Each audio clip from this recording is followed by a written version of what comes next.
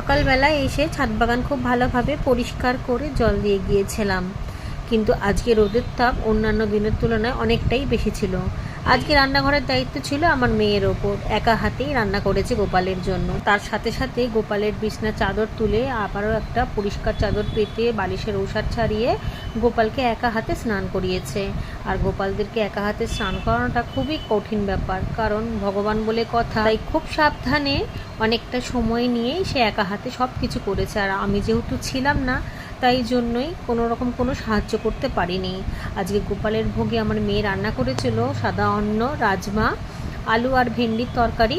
যদিও বা ছাদ বাগান থেকে একটা দুটো ভেন্ডিও নিয়ে এনেছিল, বাকিটা বাজার থেকে কিনেই এনেছিল।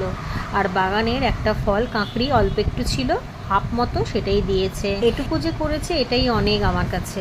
সেই কারণেই বাড়িতে আসার পরেই কোনো কাজ না থাকায় চলে এসেছিলাম সোজা বাগানে। বাগানের কিছুটা কাজ সেরেছি। আজকে অনেকগুলো কাজই মোটামুটি হয়ে গিয়েছে, 3-4 দিনের জমানো কাজ।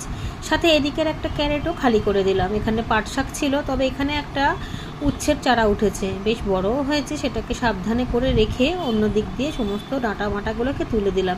এখানে একটা শাক গাছও রয়েছে। এইভাবে বাগানে অনেকগুলো কাজও করতে পেরেছি, অনেকগুলো সবজিও আজকে তুলে নিয়েছি।